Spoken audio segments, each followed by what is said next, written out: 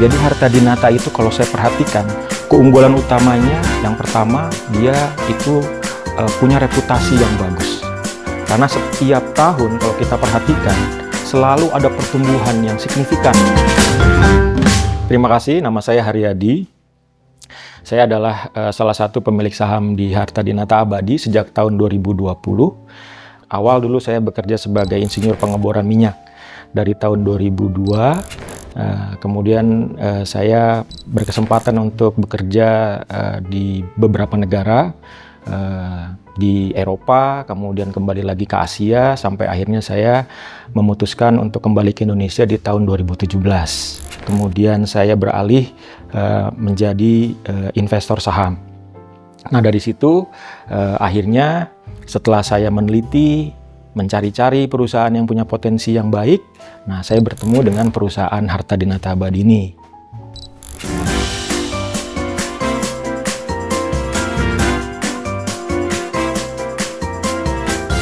Kembali saat saya pertama kali menemukan Harta Dinata ini, saya melihat potensi yang luar biasa dari perusahaan ini. Saya berniat untuk punya bisnis yang selalu menguntungkan untuk jangka panjang keluarga saya.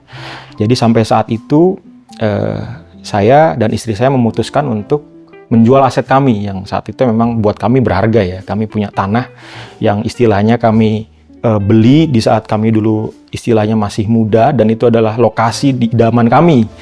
Lokasi idaman di sana adalah istilahnya daerah perbukitan, daerah yang sejuk di Bandung gitu. Tapi saat itu kami putuskan kami harus jual. Kenapa kami harus jual? Karena kembali lagi, kami menemukan sebuah perusahaan yang punya potensi yang luar biasa. Jadi saat itu, tanah itu kami jual dan tidak ada sepeser pun yang kami ambil dari hasil penjualan tanah itu untuk kami nikmati, melainkan semuanya kami konversi menjadi saham Harta Dinata Abadi di tahun 2021. Saya lihat bahwa perusahaan ini masuk ke kriteria yang pertama, dia punya fundamental yang kuat. Fundamental yang kuat itu dari neraca keuangan kita bisa lihat. Nah, yang kedua, saya perhatikan keuntungannya terus bertambah. Dia setiap tahun ada pertumbuhan, istilahnya mungkin selalu double digit ya kalau saya perhatikan ya. Itu yang kedua ya. Yang ketiga yaitu tadi harga yang dijual, harga sahamnya, harta yang dijual saat itu jauh di bawah harga wajar atau nilai sebenarnya, nilai intrinsik. Price earning ratio waktu saya beli harganya masih sekitar 3,5 ya. Perusahaan apa yang PER 3,5 istilahnya yang untungnya besar ya, bisa dijual di harga murah ya, saat itulah saya memang banyak masuk.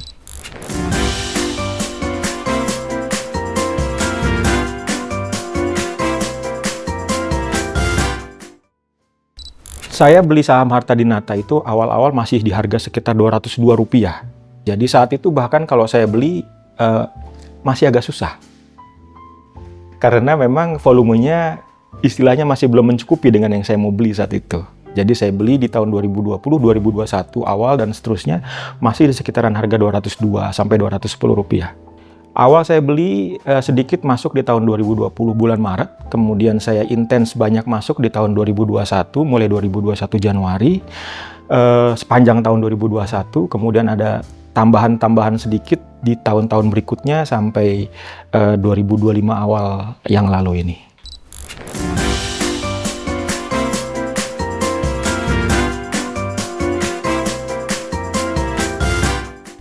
Ini juga menarik. Jadi Harta Dinata itu kalau saya perhatikan, keunggulan utamanya yang pertama, dia itu punya reputasi yang bagus. Reputasinya itu dari kualitasnya yang luar biasa. Nah, itu yang paling utama menurut saya adalah keunggulan Harta Dinata dibandingkan dengan yang lain. Kemudian kalau kita lihat, bisnis emas itu kan bisnis kepercayaannya. Jadi kalau reputasinya sudah baik, kualitasnya juga baik, maka di mata masyarakat itu paling unggul. Itu keunggulan Harta Dinata dibandingkan kompetitor yang lain.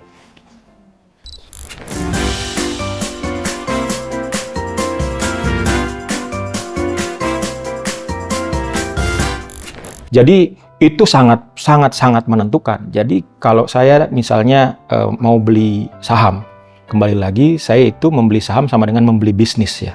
bukan hanya sekedar membeli tambahan lot dalam akun sekuritas saya.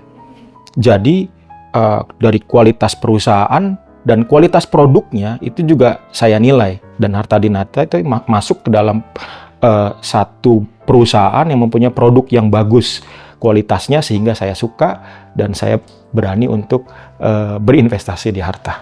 Bahwa kompetitor juga punya istilahnya kualitas yang istilahnya bagus-bagus ya.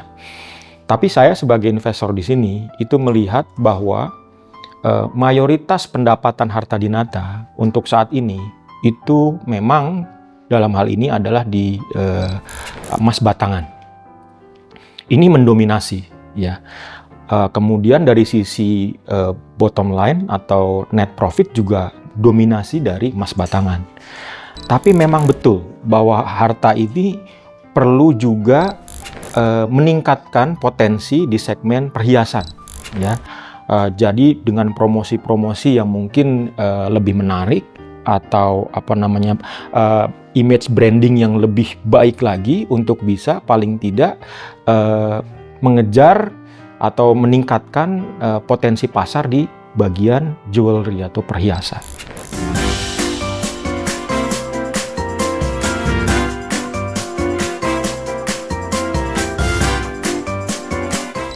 Kita bisa lihat dari tahun 2020 sampai 2024 aja. Kita perhatikan keuntungan bersih perusahaan itu naik 4 kali lipat. Dalam kurun waktu 2020 sampai 2024. Itu sudah 4 kali lipat. Bahkan di tahun 2025 ini, kenaikannya juga saya perhatikan juga signifikan. Lebih tinggi pertumbuhannya dibanding tahun-tahun sebelumnya. Artinya ini kita tidak bicara linier sebenarnya. Pertumbuhan ini mungkin agak eksponensial ya pertumbuhannya saya perhatikan. Jadi ini sangat membanggakan dan saya salut terhadap manajemen Harta Dinata dengan segala terobosan-terobosannya, kerjanya yang luar biasa juga dengan seluruh tim ya, tim perusahaan ya. Keuntungan Harta itu dari tahun ke tahun itu selalu meningkat. Dan juga dividennya, dividen dari Harta itu adalah selalu konsisten. Dalam arti konsisten berupa persentase terhadap keuntungan bersih Harta. Jadi bisa kita bayangkan, dividen yang awalnya diberikan di tahun 2020, di tahun 2024 itu meningkat seiring dengan peningkatan dari keuntungan perusahaan.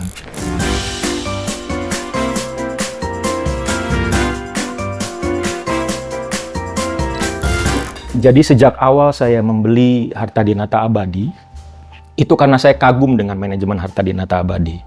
Jadi kalau kita lihat strategi-strategi yang diterapkan oleh manajemen itu strategi-strategi yang jitu. Karena setiap tahun kalau kita perhatikan selalu ada pertumbuhan yang signifikan dibanding progres keuntungan di tahun sebelumnya. Ini membuktikan bahwa tim manajemen Harta Dinata itu adalah tim yang handal. Dan saya juga percaya dengan tim Harta Dinata yang handal ini, ke depan perusahaan juga akan semakin maju. Jadi setiap kali saya membaca laporan keuangan, setiap tahun bahkan setiap kuartal selalu ada kejutan-kejutan yang baik gitu. Jadi ada terobosan-terobosan yang menurut saya terobosan luar biasa yang akan memberikan potensi semakin meningkatnya pertumbuhan perusahaan. Jadi saya salut dengan manajemen Harta Dinata.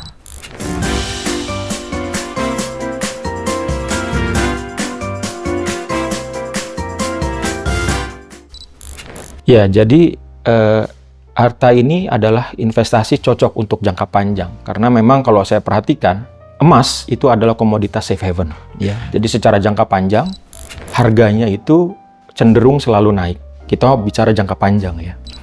Kaitannya dengan Harta juga. Harta itu bisnisnya bisnis emas. Jadi, jangka panjang dengan kenaikan harga emas itu akan berbanding lurus dengan keuntungan yang akan didapatkan oleh Harta atau potensi keuntungan yang bisa diraih oleh Harta.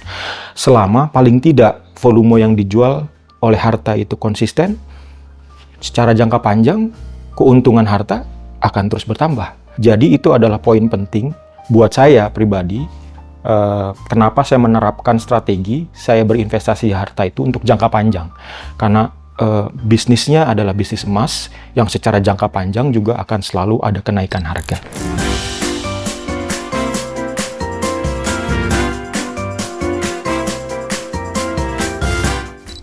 Justru saya semakin yakin, kita bisa lihat di tahun ini. Yang pertama, harga emas yang semakin naik berarti apa? Berarti dari sisi keuntungan bersih harta dinata juga naik. Karena dia kan linear. Ya, harga emas naik, maka keuntungan harta dinata juga naik. Karena ada fee base di sana. Kan waktu jual emas itu kan ada fee base sekian persen yang selalu tetap. Yang kedua, volume. Volume emas yang bisa dijual itu juga kan semakin naik nih dari harta. Kita perhatikan itu ya. Jadi dua hal ini, itu dua hal yang saling menguatkan. Sehingga dalam jangka pendek, saya yakin akan signifikan perkembangan pertumbuhan harta dinata abadi ini.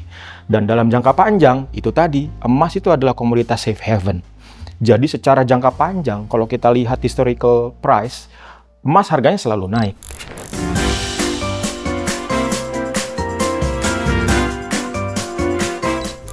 Tidak. Saat ini saya tidak tertarik untuk jual. Kenapa? Karena kembali lagi, saya melihat bahwa saya memiliki bisnis, itu mencari bisnis yang selalu menguntungkan. Kalau bisnis saya itu menguntungkan, dan keuntungannya terus bertambah, tidak ada alasan buat saya untuk menjual. Kan bisnisnya semakin menguntungkan. Misalnya kita punya toko, tokonya semakin ramai, yang membeli semakin banyak, keuntungan toko saya semakin besar. Apa saya mau jual? Enggak, saya biarkan.